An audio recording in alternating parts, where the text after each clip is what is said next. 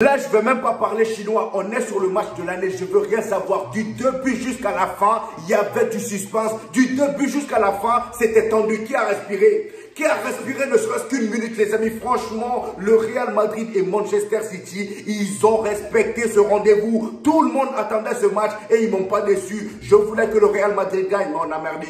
On a merdé. Les amis, aujourd'hui, il y a beaucoup de choses à dire. On va parler du match de Rudiger. On va parler du match de Toni Kroos.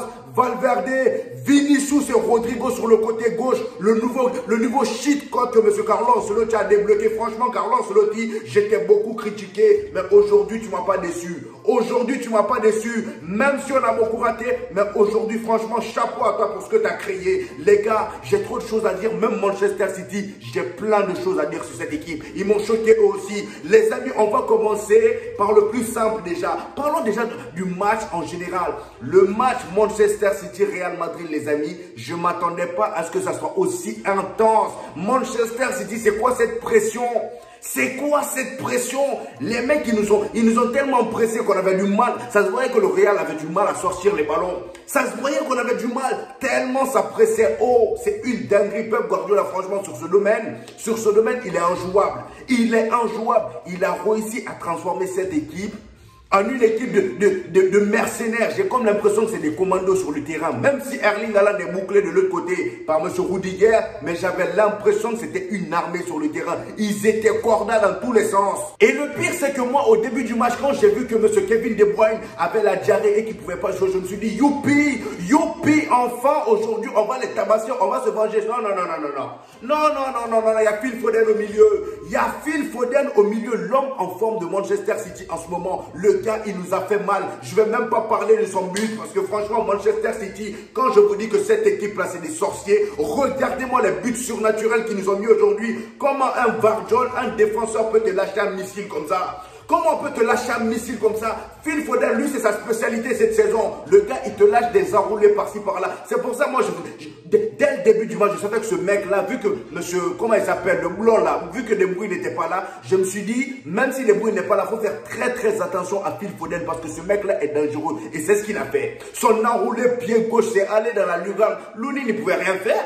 Louni n'y pouvait rien. Au moins Thibaut Courtois, vu que Thibaut Courtois est beaucoup plus grand que Louni, peut-être que lui, il aurait effleuré un peu la balle, mais la balle était tellement bien placée que c'est impossible d'aller la chercher. Même Varjol, le missile qu'il lâche, comment tu veux arrêter ça? Comment tu veux arrêter ça? C'est impossible, les amis. Franchement, Manchester City, déjà les 3 buts, c'était en dehors de la surface. C'est pour vous dire à quel point les gens sont dangereux de loin. Ils sont dangereux de loin. Et le Real Madrid, les gars, j'ai envie de dire, l'équipe, elle m'a impressionné surtout au milieu. Et je vais dire une chose qui, voilà, au début, je n'étais pas trop d'accord. Le milieu à 4. Le milieu à 4, là, franchement, les gars, pour une fois, je ne pensais pas que j'allais dire ça un jour, mais j'aime bien. J'aime bien, on a réussi à ancrer ça en nous et franchement avec le cheat code, le nouveau cheat code que M. Carlo Ancelotti nous a envoyé, c'est-à-dire Vinicius et Rodrigo qui alternent sur le côté gauche, ce qu'on demandait depuis le début les amis.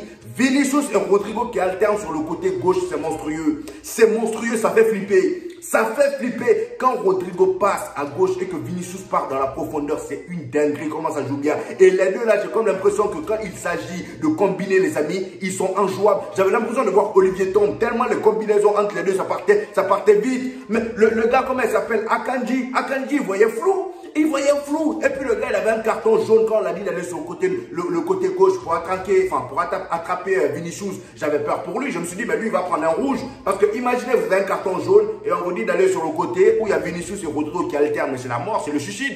C'est grave.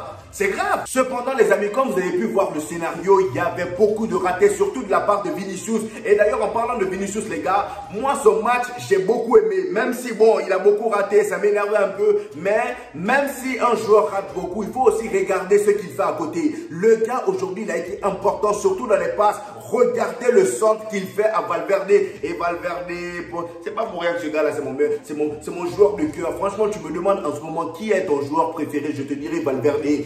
Valverde, je t'aime mon frère. Valverde, tu es le joueur que tu penses être.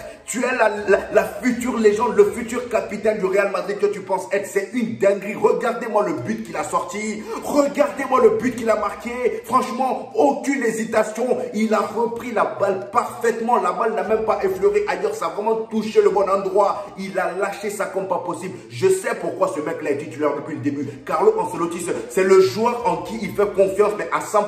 Le gars, il a raté 0 match cette saison. 0 match. Et limite, il a joué 90 minutes à chaque fois depuis le début de la saison. C'est une dinguerie. J'ai rarement vu ça. J'ai rarement vu ça. Franchement, Valverde, chapeau à toi pour ce match que tu as sorti aujourd'hui. Toni Kroos, les gars, parlons de lui. Toni Kroos, franchement, ce gars-là, je ne sais pas s'il a enseigné le football avant d'être footballeur, mais le gars, il est tellement propre. Et je parie à 100% qu'à la fin du match, il ne transpirait pas. Il ne transpirait pas. Là, déjà, même pas quelques minutes de vidéo, je transpire. Lui, il ne transpire pas comme ça. Le gars, le match qui vient de sortir, c'est un match normal pour lui. La masterclass qui nous a sorti aujourd'hui encore est à montrer dans les écoles de foot, les amis. Franchement, c'était propre. Toni Kroos aujourd'hui, encore une fois. Dites-vous que du début à la fin, Toni Kroos, il a bloqué tout le mi-temps, surtout la première mi-temps. Parce qu'en deuxième mi-temps, on avait eu un peu de mal à se remettre dans le bain. Alors qu'en première mi-temps, on était bien.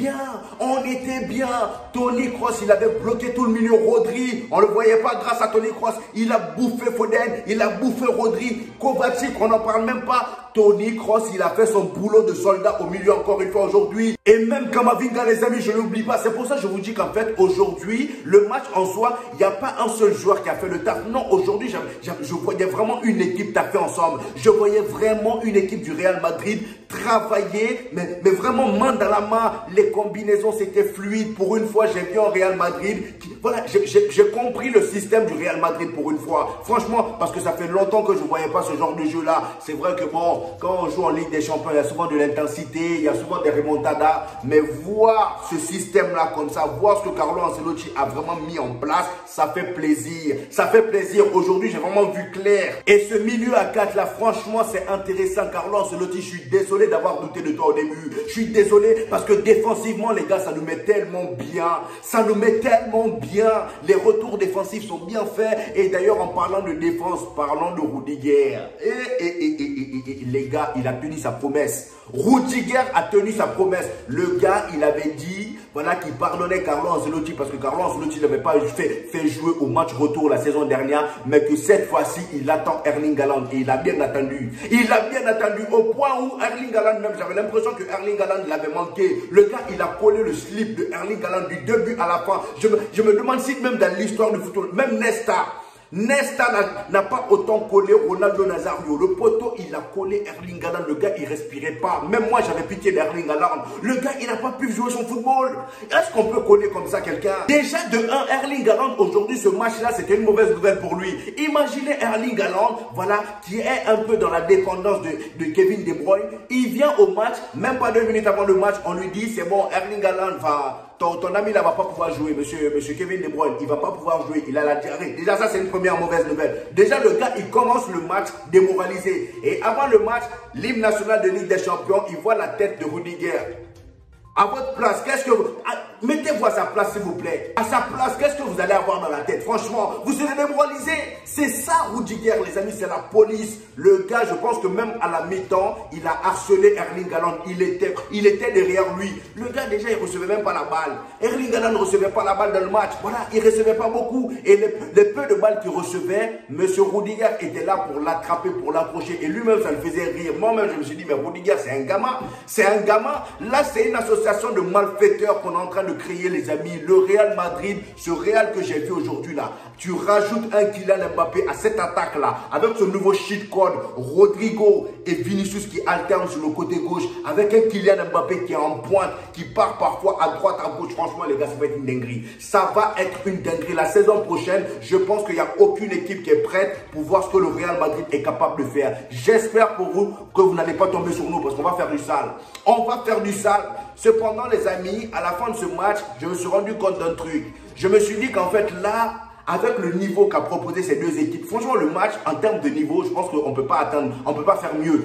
Je pense que là, le match retour, ça va être chaud. Ça va être très, très chaud. Là, moi-même, je vois une prolongation parce que là, tu ne peux même pas prédire l'issue du match. Tu ne peux pas. Comment tu veux prédire l'issue du match avec ce genre de scénario? Tout le monde a été mené dans le match. Les deux équipes ont montré qu'ils pouvaient être menés et revenir au score. Et ça, c'est une dinguerie, les amis. Franchement. Et la défense que Carlo Ancelotti a proposée, Tchouaméni, Rudiger, bon, Tchouaméni de base, moi, j'étais pas pour. J'étais pas pour. Vous avez vu ma vidéo précédente. J'étais pas pour. Mais les gars, franchement, aujourd'hui, Tchouaméni, au début du match, il m'a énervé. Même pas 2 minutes, toi, tu prends un carton jaune. Déjà que bon, on voulait pas que tu sois défenseur. Toi, t'es défenseur, tu joues bruyamment comme ça. Le vieux tac qui fait. Franchement, tu prends un carton bête comme ça et ça fait que maintenant, au match retour, tu vas pas pouvoir jouer. On va faire comment? On va se taper Nacho. Même si moi, je voulais Nacho de base. Mais en tout cas, là, franchement, t'as fait une mauvaise action.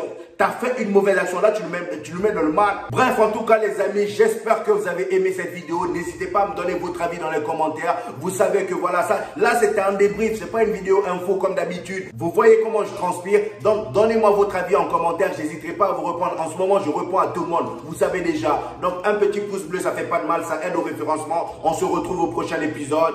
Peace!